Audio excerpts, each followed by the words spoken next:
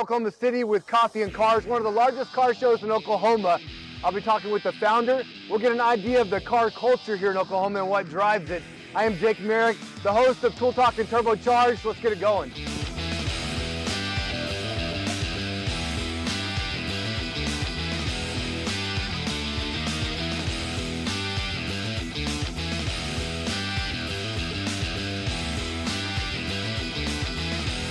What is it about cars that brings people together, that it almost captures the American spirit, something about humans in general are drawn to the automobile? What is that? I know that answer. My dad told me. You get your first job so you can buy your car. You usually get your first kiss and your first date in the back seat of your car. Cars and girls. That's right. It sounds simple. What brings you out to Coffee and Cars today? Man, just all the people gathering together, looking. I've been a big car guy forever, man, since I could walk. So just to come out here and see all the people of different races and stuff like that, just getting together and just checking out the cars, and then giving back to the kids, because this is where it starts. When they're little and they see cars, if they like their favorite cars they used to hang on their wall or something when they was little. This is what it's all about. And, you can't beat it because it's free. It costs nothing. You can come out here, you can enjoy yourself, get you some coffee, donuts, whatever you want. Yeah. So he's teaching me about cars. So wow. What brings you out? Well, yes, let's get it from the man himself. Melvin, what about cars fascinates you? I think it's the variety of them and what you can do to them yourself to make them unique and special. I think that my favorite car out here, I have two. I have that McLaren 720S, that blue one, and I have that Corvette C6 with like a jet taking manifold. You see it over there? Yeah, there was like a jet manifold. It had two-side exhaust pipes. It was crazy. All right, hey, I'm Jake Merrick with Tool Talk and Turbocharged. So I was talking with little Melvin a minute ago, and he's like a car enthusiast, and he said, you gotta go check out this Corvette. So this is the one he was talking about. Tell us a little bit more about it. It's a truck motor, so it's got a 6-liter truck motor in it. Forged bottom end, twin turbo. It made about 1,300 to the wheel. So okay, wow, it's a pretty quick little car. Is this a project you've been working on for a while? It just got done. So, okay, got done. Yeah, it's his first time even being at a show. So, oh wow, nice. Yeah. No, I see the parachute on the back of it. Are you taking it to the track? Yeah, not yet. Not yet. Is that the plan? That's the plan this spring. Yep. When we talk about electric vehicles, we expect like a 30-year-old. What inspired you to go all EV? I'm trying to be a 30-year-old.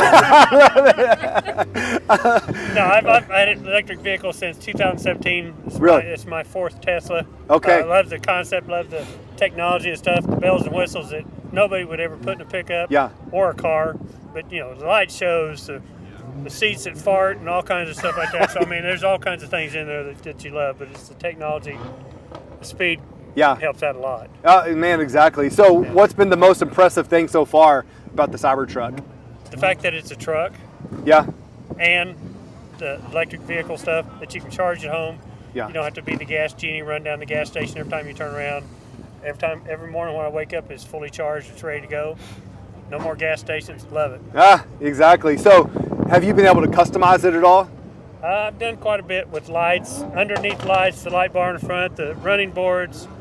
I still got a few more things to throw on it. Okay. But it's an endless project. Yeah, exactly. Now, are there any drawbacks to the EV? Is there anything that you wish or hope that Elon does differently on the next version? No, it's like being 70 years old, I've had all kinds of vehicles, and I've never once sat there and said, well, I wish GM would have done this. I wish Ford would have done this. He's delivered so much more on this. I'm not going to be one of those say, well, hey, why didn't you do this? Why didn't you do that? Hey, folks, I've seen a lot of changes in racing and performance over the years. But the High Performance Expo, that's something special. And it's happening right here in Charlotte, North Carolina in June 2025. Don't miss your chance to connect with key decision makers, sponsors, brands, and leaders in the automotive industry. See you all at HPX 2025 in Charlotte. It's going to be one for the record books. Hey, I'm here with the founders of Coffee and Cars. We got Sam and John and Robert. We got Michael. And Michael. Awesome, Michael. Hey. Jake Merrick, good to meet you. Nice to meet you. Well, wearing the swag today. Like the swag, but it's mainly to protect the bald, and it's helping because it's cold out here. But even though it's cold, everybody's out here, and this just speaks volumes about the car community. What inspired this? I mean, where did this dream, this vision come from? We love cars. We love cars, and we love getting together. We're like everybody else that likes cars. We like to lie to our friends about how much horsepower we have and how much it costs and how rare the vehicle is or unique. And I think that's how it started, was we just got together and love cars and want to be around people that love cars, because it crosses every divide, racially, gender, whatever you want to say it, politically. People love cars, they love cars, and they love to talk about cars. And, whether you like Mustangs or Camaros or exotics or trucks, if you like cars, you like almost all cars. You just like to see cool stuff, and that's Exactly. where we're at. Well, obviously in a day where you mentioned political tensions are high, people feel divided, but on a common ground like this, none of that matters. People are talking about, the horsepower, talking about the drivetrains, talking about the color and the customization. We have EVs out there, and we have old school. It's just across the board. And so, John, what is it about cars that inspires you? Well, I'm the oldest guy in the group. I like to tell these guys that I'm their older little brother, okay? Yeah. And it just, like Sam said, it doesn't matter what age you are, okay? I like coming out here because I like looking at the old stuff, but then I see somebody come out here with a 911 GTR, I don't even know what it is, I like hanging out with the guys. My wife doesn't like coming out here, that's fine. Sam brings his wife out here, Robert brings his wife out here. Michael and I don't bring our wives out here, It's just go out and look at cars, hang out with the guys. Nobody talks about Biden or Trump. Right. It's cars, okay? And it's coffee and cars. And it's probably going to be that way for the next 20 years. I brought both my daughters out here. We're all car enthusiasts, It's, you turn around and there's 500 cars out here on a cold day in January? Maybe 1,000? There's probably more than that. There's probably 2,500 people here and probably 1,000 cars. On a normal, like a average normal day, we'll have probably 2,000 cars out here and 3,000 to 5,000 people. But I mean, we did do a little play on the Make America Great. We make coffee cars great again. Right. And we had some liberals come up. They thought it was funny. They buy a shirt. We had some Republicans come up. And they think it's funny. They buy a shirt. It's all fun and games. And if you can't laugh about this stuff, then why you're out here? We really want a family-friendly event.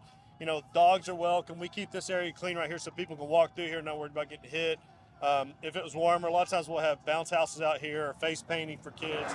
It's a fun deal. Yeah, it really is. And I was telling Casey a minute ago, the story behind the cars.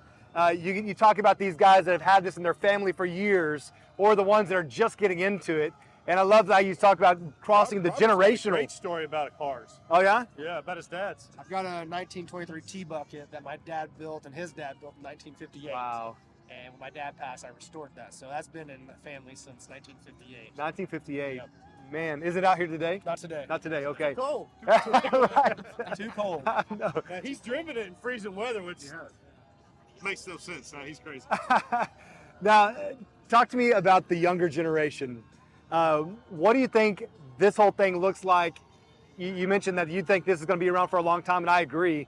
The younger generation, how are they being drawn into the car world, the automobile world? It's definitely widely different, because you used to, like, your Camaro club and Mustang clubs ruled the day. But I mean, I help mainly with operations out here. So out here at 5:15 in the morning, and of all groups that show up first, the Volkswagen Golf guys, the DSGs. The Volkswagen Golf. We're out here at 6 a.m. getting set up for everybody else. And I mean, those are some of the youngest guys we got out here. And then with the Civics and everybody else, I mean, the beautiful thing about Coffee and Cars is we do truly bring everybody in, from the donks to the exotics. I mean, what we tell people is, if you think Mom's minivan is cool, bring it on out. Right. Everything from Mom's minivan to a P1 McLaren or whatever rare supercar and everything in between. I mean, earlier we were talking on another channel. You had a Corvair, an MR2, an R34 Skyline, and it was a 55 Chevy, all parked next to each other. Where else are you going to see that? Exactly. And it's come and go as you please. There's no registration. It's a free show. You want to come for 5 minutes? You want to come for the whole thing? Big turnoff for a lot of car shows is you have to register. You're there for 6-7 hours, standing by your car. You're tired. You're hot. You want to go home. you can come for 30 seconds and drive through. You can Right. come for the whole It's event. just people who love cars and want to get together. I think with you mentioned about the kids and the families and how you bring people in. You know, as a kid, I think all of us would go do stuff with our dads. You know, whether it was races or you were doing car shows like he talks about. And I think that we bring our kids out here too, and they start building that passion for it. You know, we go to my house and shop, and you got cars in there, and my daughter knows we don't touch cars, and but she likes coming out there and hanging out in the shop when you're working on cars. I know Robert's kids like doing that as well, and I think that's something that helps set us apart, and we're trying to set up the next generation to be the car lovers that we are. Yeah.